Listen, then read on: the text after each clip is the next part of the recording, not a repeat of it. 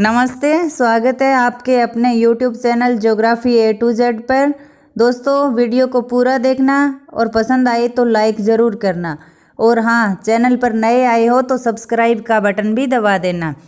तो दोस्तों, हम पढ़ने वाले हैं भारत का भूगोल। इसमें आज पढ़ेंगे भारत की भूवैज्ञानिक संरचना। वीडियो को एंड तक पूरा देखना क्योंकि मैंने मैप के साथ पूरे डिटेल से समझाया है। तो चलिए शुरू करते हैं वीडियो को। भारत की भूवैज्ञानिक संरचना। भारत में प्री कैम्ब्रियन युग से लेकर क्वाटरनरी युग तक की शैलें मिलती है, यानी अति प्राचीन से लेकर अभी नूतन काल तक की शैलें भारत में मिलती है। प्रायद्वीपीय पठार।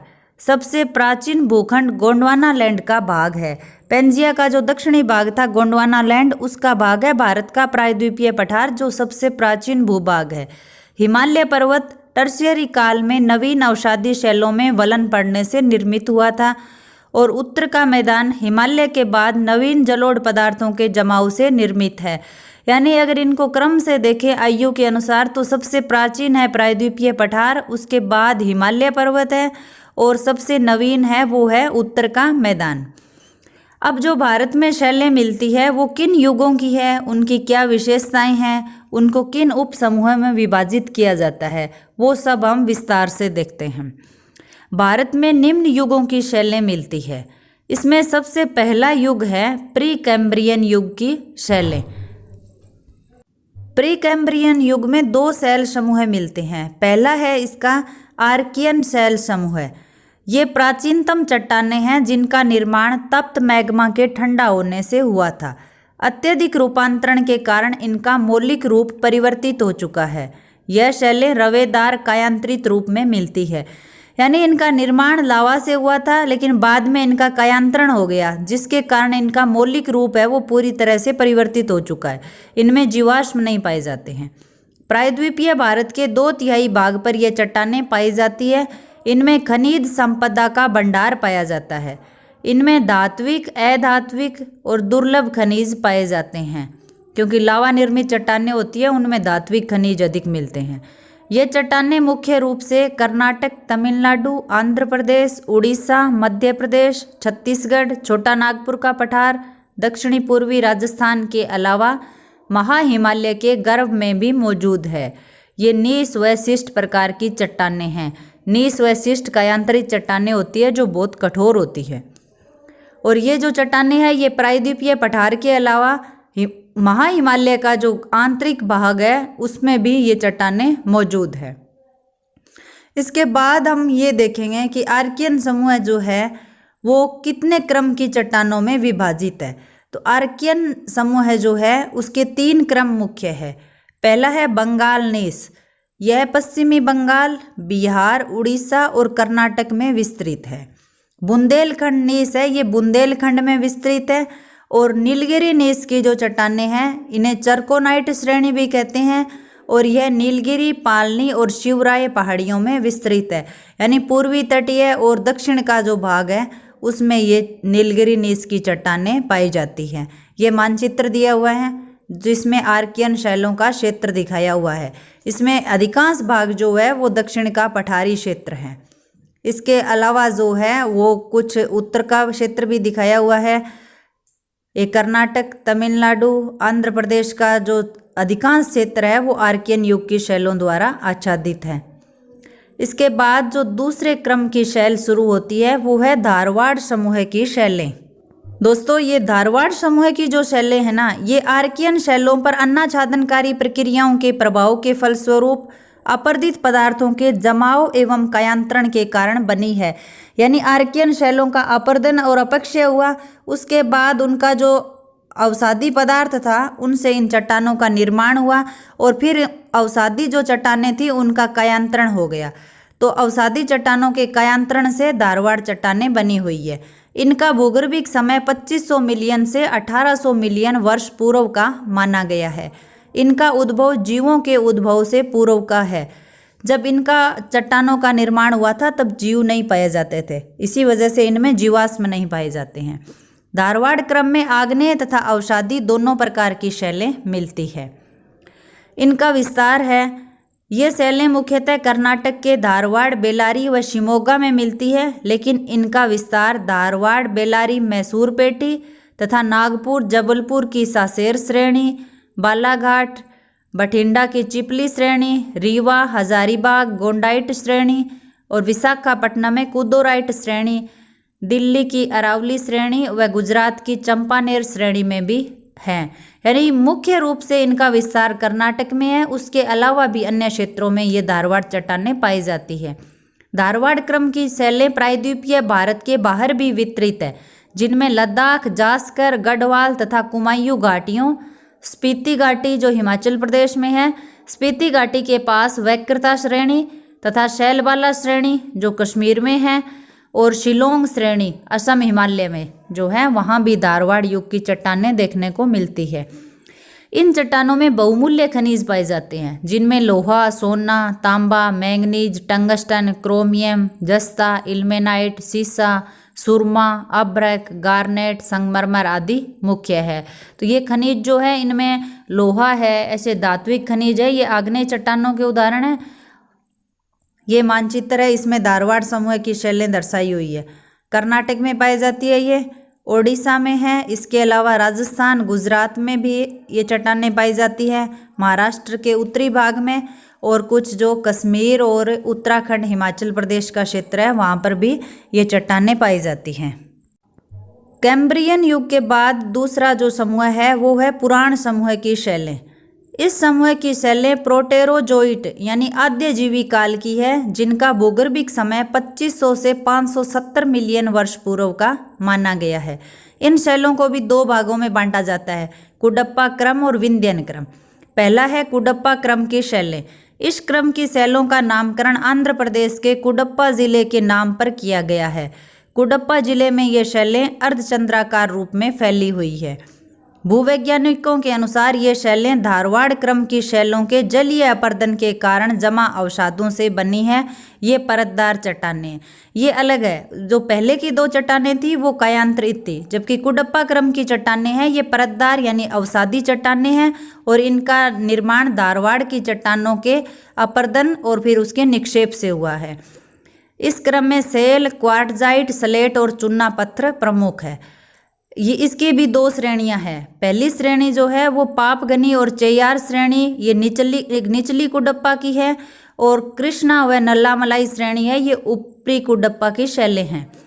इनका विस्तार जो है वो कृष्णा घाटी, नल्लामलाई, पापागनी, चेयार, दिल्ली श्रेणी, बिजावर श्रेणी, कालडगी श्रेणी कर्नाटक में पाई जाती है। पूर्वी घाट पर्वत का निर्माण इसी क्रम की चट्टानों से हुआ है, यानी ये जो चट्टानें हैं ये भी दक्षिणी भारत में ही है।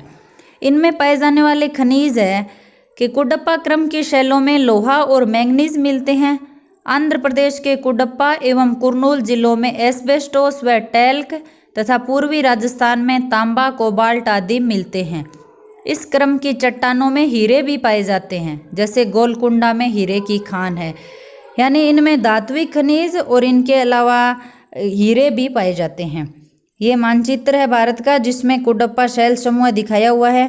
तो इसका विस्तार जो है वो आंध्र प्रदेश, कर्नाटक और छत्तीसगढ़, थोड़ा सा भाग उड़ीसा का है, उड़ीसा का पूर्वी भाग है, यहाँ पर कुडप्पा क्रम की शैलों का विस्तार पाया जाता है। पुराण क्लब की शैलों का दूसरा समूह है विंध्यन क्रम की शैलें। इन शैलों का निर्माण कुडप्पा क्रम की शैलों के बाद हुआ है। यह चट्टानें परतदार है तथा इनमें सूक्ष्म जीवों के प्रमाण मिलते हैं। हाँ, ये वो चट्टानें हैं जिनमें जीवाश्म पाए जाते हैं और ये परतदार चट्टानें हैं। इनका अधिकांश जमाव विंध्याचल क्षेत्र में है, अतः इन्हें विंध्यन क्रम के नाम से जाना जाता है। ये 4000 मीटर तक की मोटाई में मिलती है। इनकी मोटाई काफ़ी अधिक है। इनका विस्तार है विंध्यन क्रम की शैलें सेमरी श्रेणी जो सोन घाटी में है, कुर्नूल श्रेणी, भीमा श्रेणी, पलनी श्रेणी तथा मालवा एवं बुंदेलखंड में मिलती है। ये मध्य प्रदेश, राजस्थान का क्षेत्र है। यहाँ क्वार्टजाइट एवं चूने के मोटे जमाव मिलते हैं। ये इस विंध्यन श्रेणी की मुख्य विशेषता है कि यहाँ चूना पत्थर और बलुआ पत्थर पाया जाता है और चूना भी, जिप्सम भी मिलता है यहाँ पर। यहाँ जबकि ऊपरी विंध्यन क्रम में बलुआ पत्थर, शैल एवं कांग्लोमेरेट के जमाव मिलते हैं। जिनका विस्तार बांडेर, रीवा, कैमूर श्रेणी, कटनी, इलाहाबाद क्षेत्र, अरावली, पीर पंजाल और धौलाधर श्रेणी में भी विंध्यन क्रम की शैलें पाई जाती है। यानी मध्य भारत में भी पाई जाती है, और जो हिमालय की पीर पंजाल और धौलाधर श्रेणी है वहाँ भी विंध्यन क्रम की शैलें पाई जाती हैं। इनमें पाए जाने वाले जो खनिज है वो चूना पत्थर, बलुआ पत्थर, चीनी मिट्टी है। इनमें बांडेर, बिजावर व कैमूर क्रम प्रमुख है। विंध्यन क्रम की संरचना भवन निर्माण पत्थरों के लिए प्रसिद्ध है। लाल किला, जामा मस्जिद, सांची का स्तूप इसी क्रम की चट्टानों से निर्मित है, क्योंकि इसमें बलुआ पत्थर और चूना पत्थर पाया जाता है जो भवन निर्माण में काम में लिया जाता है, और जिप्सम जो है वो सीमेंट उद्योग के लिए प्रसिद्ध है। ये जो मध्य भारत का क्षेत्र है इसमें ये विंध्यन क्रम की शैलें पाई जाती हैं। मानचित्र में देख रहे हो आप। ये दक्षिणी भारत में नहीं है, नाम मात्र की सी है। मुख्य जो है इसका मध्य भारत में, मध्य प्रदेश, राजस्थान का जो क्षेत्र है वहाँ ये चट्टानें विस्तृत हैं। इसके बाद तीसरे क्रम की जो चट्टानें हैं आर्कियन और पुराण के बाद में द्रविड़ युग की शैलें हैं। ये प्रायद्वीपीय भारत के बाहरी भागों में स्थित द्रविड़ समूह की शैलों की उत्पत्ति कैम्ब्रियन से लेकर मध्य कार्बोनिफेरस तक मानी गई है। इनमें जीवाश्म पाए जाते हैं।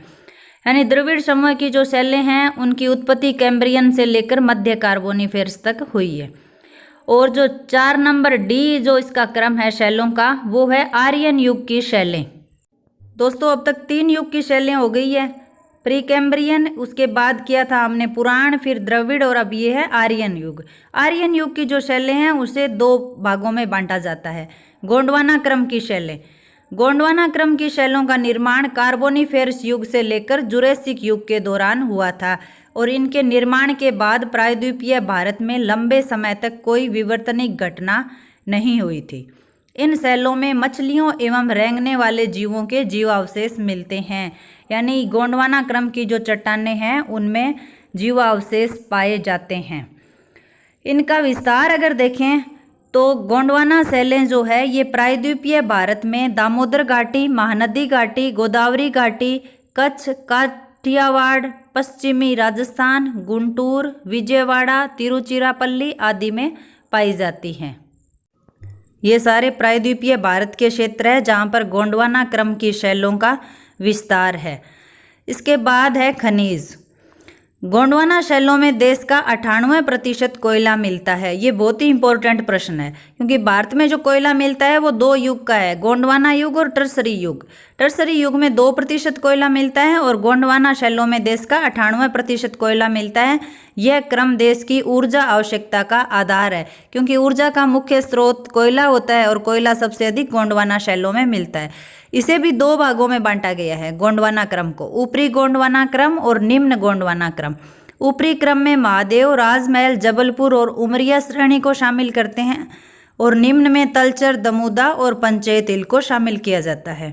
ये मानचित्र है जिसमें गोंडवाना शैलें दिखाई हुई है। ये बिहार, छत्तीसगढ़ और आंध्र प्रदेश का जो उत्तरी पूर्वी भाग है उसमें ये शैलें विस्तृत है।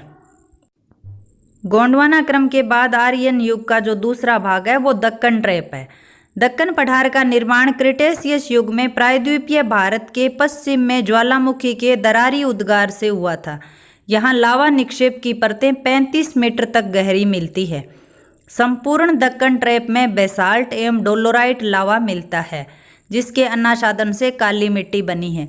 दक्कन ट्रैप जो है उसका निर्माण हुआ था क्रिटेशियस युग में, और ये हुआ था ज्वालामुखी के दरारी उद्गार से। ज्वालामुखी का उद्गार है वो 2 प्रकार से होता है, केंद्रीय और दरारी। केंद्रीय जो होता है उससे शंकु बनता है, और जो दरारी उद्गार होता है उससे लावा पठार या लावा मैदान का निर्माण होता है।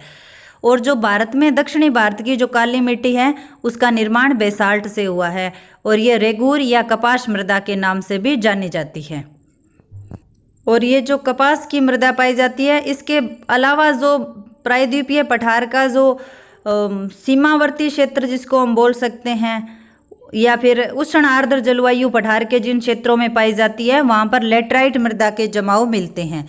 लेटराइट मृदा में एल्यूमिना, लोहा और मैंगनीज तत्व अधिक मिलते हैं। ये प्रश्न मैंने कई बार देखा भी है कि प्रायद्वीपीय पठार के उष्ण आर्द्र क्षेत्रों में कौन सी मृदा पाई जाती है, लेटेराइट मृदा।